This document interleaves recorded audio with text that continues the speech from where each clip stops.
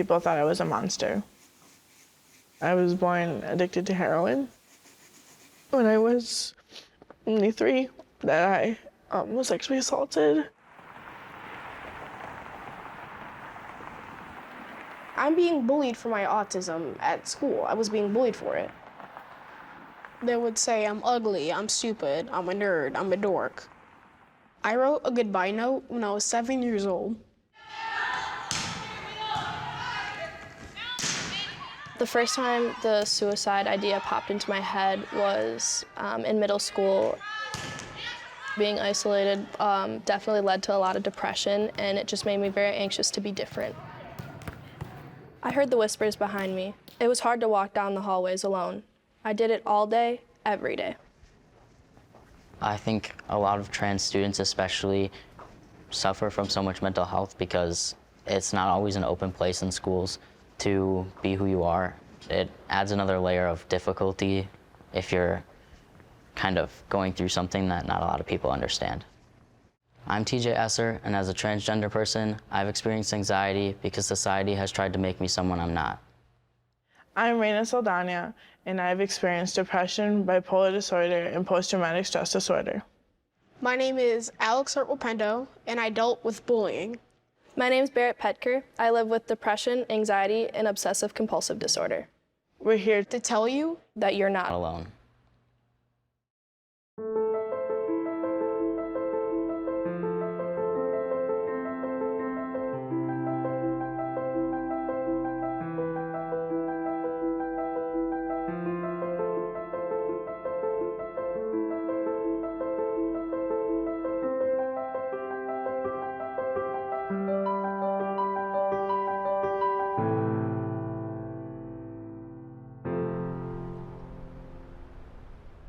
When I kind of hit puberty, it was a change in mindset.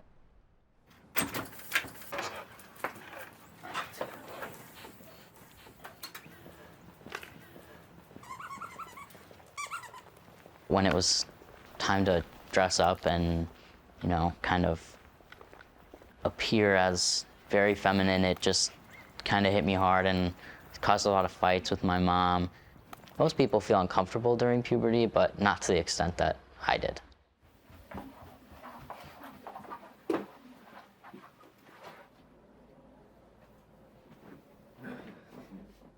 Before I started transitioning, I think I kind of just stumbled upon videos of YouTubers who were making content on being trans, and they described what they were feeling, and it really resonated with me. I transitioned in between 8th grade and freshman year. I think I've kind of continuously had anxiety, and during that period of time it was just escalated a little bit because I was coming home to just a little bit of like tension. Transgender students are more likely to report feeling depressed, being made fun of, or feeling unsafe at school. Research shows 50 to 70% of youth in the justice system have diagnosable mental health conditions. I was living with my grandma for most of my childhood.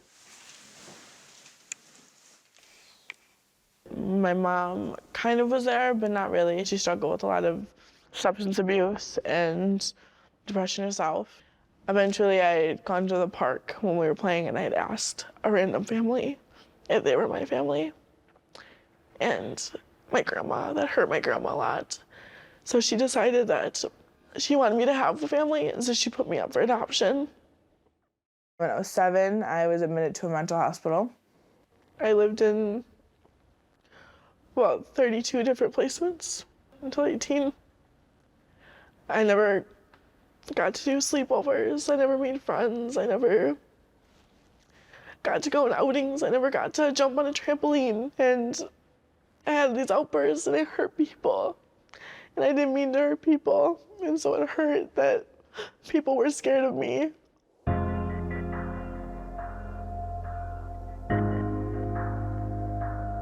My first time going to Copper Lake, a youth prison, at first I think for me it was thinking, putting the pieces together, that this was my next step, that I was following the path of prison, I guess. Here I am at 3 a.m. in a cell listening to everyone scream that was what it was gonna be for me forever. I was about 16, 17, living in a residential treatment facility. I found this packet during a meeting with me and my social worker. I found out that my mom had left me with her boyfriend, and that when I was only 3, that I was sexually assaulted, and my grandmother had brought me in, and I had been diagnosed with an STD. And I think for me that hurt a lot, to know that I had gone through so much, so little.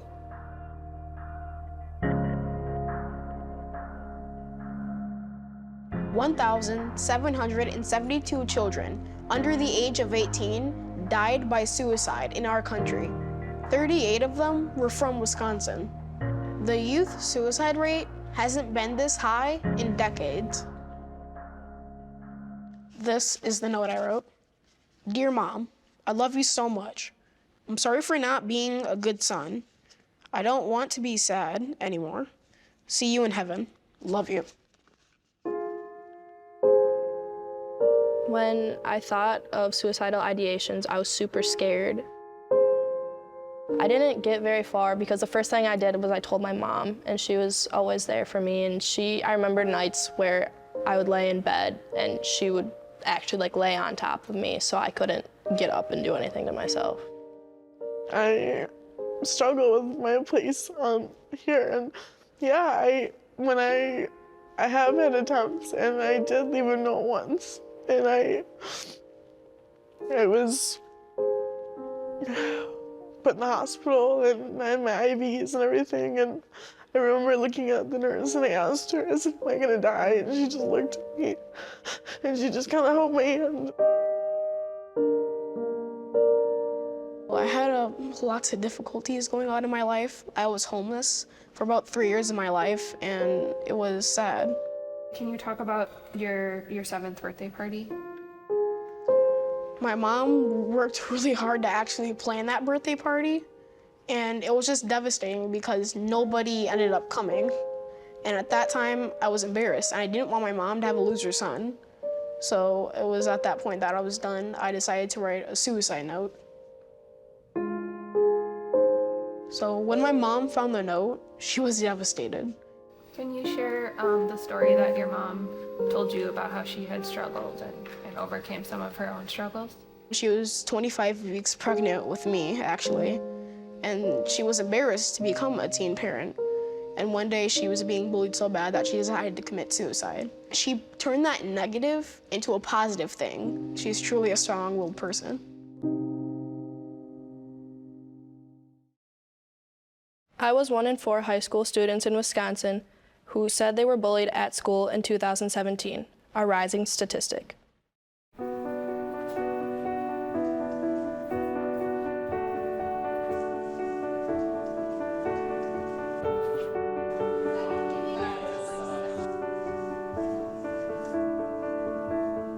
I was in 7th grade when I first started experiencing bullying. I knew I wasn't really accepted by the girls in middle school, and then freshman year I went to volleyball tryouts, and a lot of the girls didn't like me, but I just dealt with it, played freshman year volleyball. And then junior year I went to tryouts and I got cut from the team, and then they isolated me again. Senior year I went back to tryouts again, and they cut me again, and then they made a group chat about me after that. There's about 60 texts. Oh, she's such a slut, she's so ugly, you know, why is she such a hoe? I saw in the text, one girl said that I better not sit close enough to her tomorrow because she was gonna beat me until I die.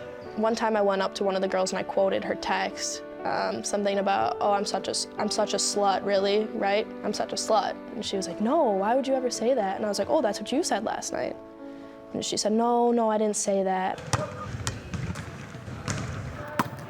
My parents took the screenshots to the school administration. And I didn't end up killing myself because I knew that that would be me saying, okay, you win. And so I thought that, if I give in to them and I kill myself now, I'm hurting my family, but I'm also telling them that they win and that this is okay for them to do.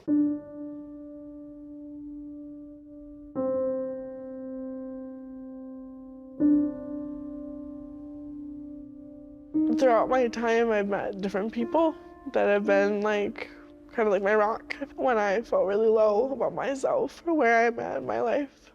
Have been able to kind of show me that I'm more than what I think I am, to kind of be able to push myself to be that person.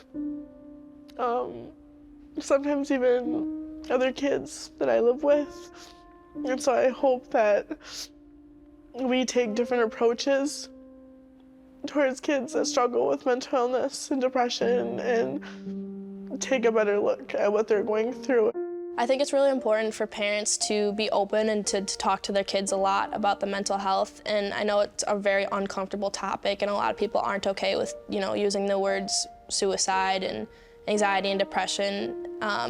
And I think it's very important for the parents to be completely open and upfront with their kids. And I think for students to know that when someone comes up to you with an issue, that they tell you that they feel anxious or you hear something, it's not wrong of you to tell them, you can go to this person for help or you can reach out to, the professionals. But then at the same point, you can also help them yourself. It's also important that you're very open and talking about any of your issues to somebody else. Even if it's just a close friend or anything like that, I feel like any talking you do will really help you.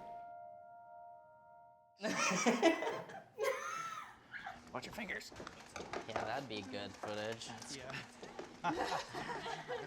My mom was kind of struggling with the concept and trying to move past the idea of having two daughters, and we went to my therapist, and she really helped my family kind of learn what the process was and move forward with it. My family's pretty accepting.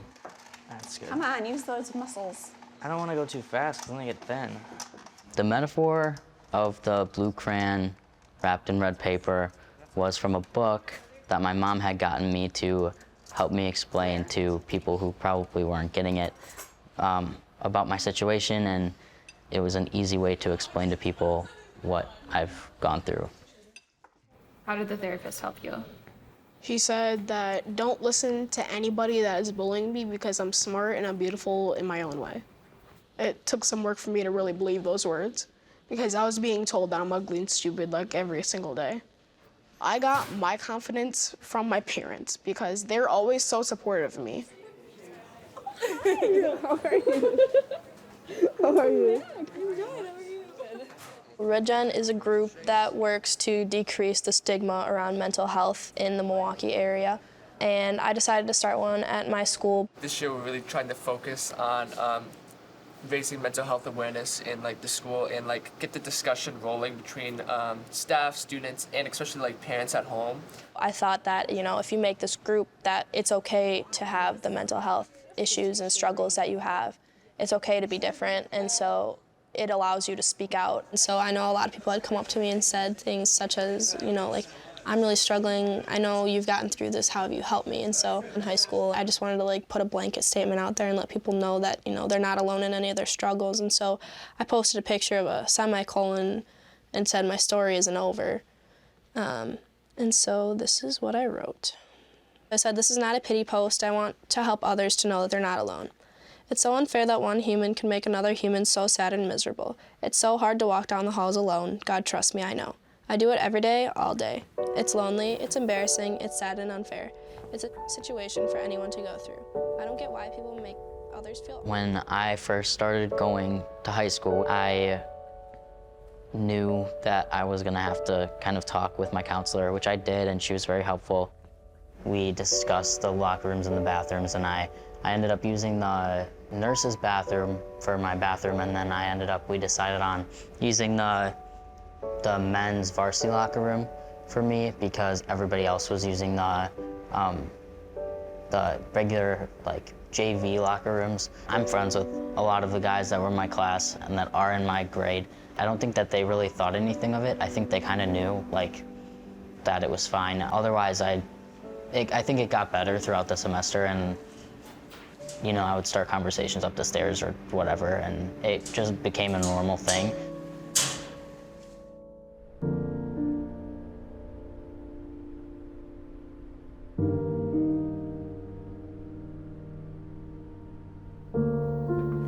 I'm on my own now, and I have to do things for myself, which is great in itself, but then at the same time, I'm also on my own, and so I've definitely had to deal with like a lot of anxiety since I've been away.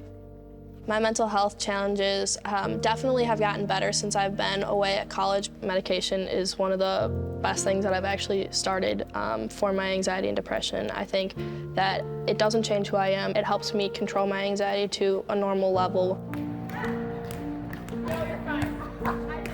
Volleyball has always been my escape. Anywhere I can always, the second I put my shoes on and walk into the gym, I completely forget about everything else that's going on around me. Being here is just a good new start, and the people are a lot more accepting, I guess, on my team, and it's almost like we're all grown up here. It's not any of the high school pettiness anymore.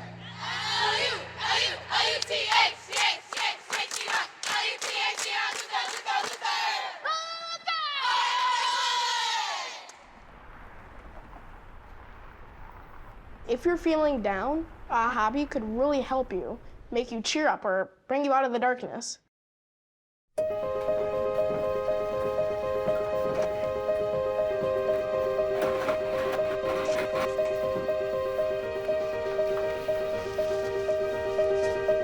I still deal with bullying at my school sometimes because people are saying, oh, your bow ties are stupid. And I don't listen to them.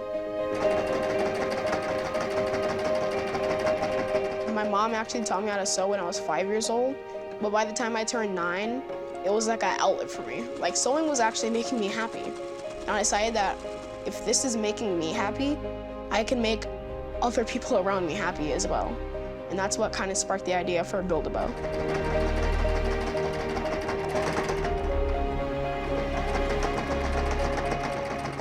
When I was creating bow ties, my inner happiness was showing. And I was just lost in the fabrics and colors. My favorite patterns are the ones that really stand out, like things that can be found in real life things, like butterfly bow ties. Who in here knows what bullying is? Sorry, we mean to a friend. Remember to treat everybody how you want to be treated, because nobody deserves to be mistreated. I also created a book called Bullies, Bow Ties, and Brilliant Alex, and the book was started to bring awareness to bullying and to inspire children to be themselves.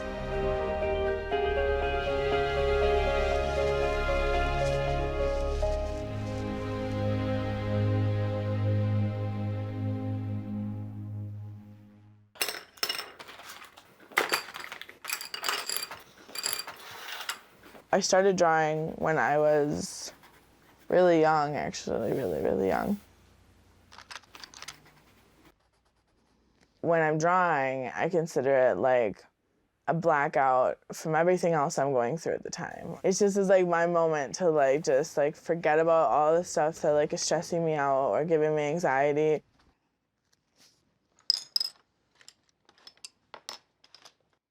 And just like kind of just let the pencil go.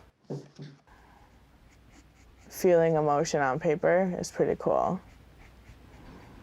I know that I'm really fortunate to have grown up in such like a loving family and to have so much acceptance and support and be able to talk things through with my family. I'm really grateful for that. It means a lot to me. It means that I've been able to transition pretty smoothly and I can always come home to a safe environment. And I know a lot of people don't have that, and especially people in the trans community or in the LGBT community as a whole. I know that a lot of people come home to kind of hostile environments just because of the way that they identify. Cheers. Cheers. So it means a lot to me to be able to come home and have fun with my family. My mental health is on a good path to recovery, being able to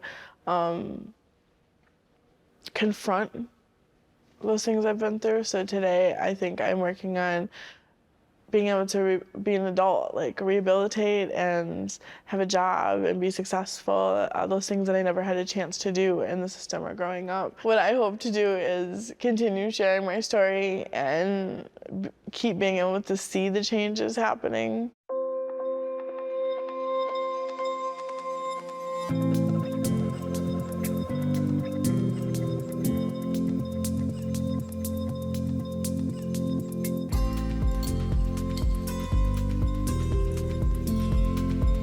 I remember meeting Alex. He was very nice, very genuine. He made us all a sign that said, "Be the change." I wanted to be kind. And these words are really, really meaningful. I keep it up just because I think Alex is a really cool guy, and it reminds me of him and that first nice gesture that he kind of showed everyone. It's kind of what I live by every day. I try to be a change in somebody's life. A lot of what I work towards is changing the stigma around mental health, and it helps me to know that I'm not alone in working for all this. That's something I aspire to be, is the change, not only for myself in the future, but like speaking out and helping others.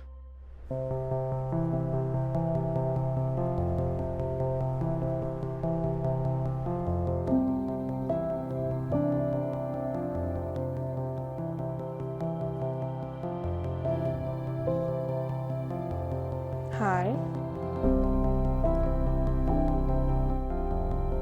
When someone looks at you with that look of what's wrong with you, that just would eat me alive. While being trans itself is not a mental illness, the way that society treats trans people can cause mental illness in the trans community to be higher. You don't get to show your feelings and be weak that often without people feeling like this is a chance for them maybe to see what you're about. To the world, we may be one person, but to one person, we may be the world. Thank you.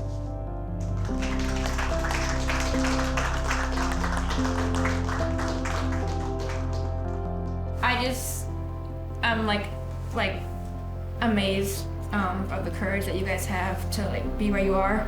I was just kind of wondering like how long it took for you to get to that point from when you felt like you were kind of at like your worst point. It just started with me like being able to tell like a small group of people, and then like that small group of people kept building, and I kept telling more small groups of people, and it made like big groups of people, and then like eventually like I just feel comfortable enough being able to talk to everybody. And I just kind of had to remember that everybody's learning along with me, and it's not just about me, it's about everybody around me. And so once you get to that point where you accept that the only person thinking the way that you are about yourself is you can kind of like move past that and kind of not get so worried about everybody else being so obsessed with the way that you are, and it's mostly just you being obsessed with the way you are.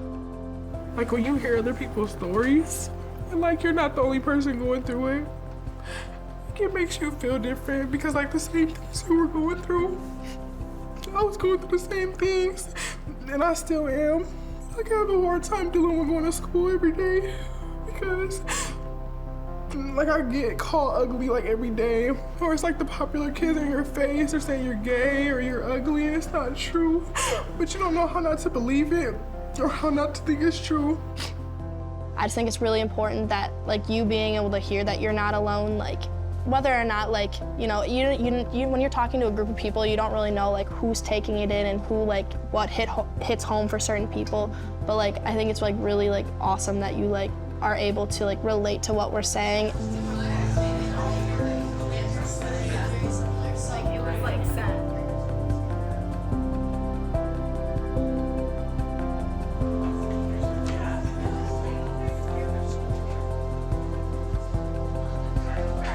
I thought it was really interesting how many of the kids came up to us after and said, you know, thank you, like, I really needed this. It showed me that, you know, me opening up and being able to tell my story allows them to open up and tell their story. Don't give up on yourself. Don't give up on yourself. You're so much stronger than you know.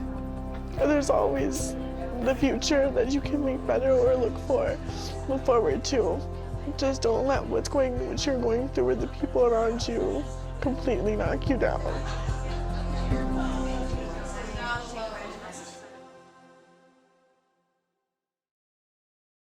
We're here To tell you That you're not Alone.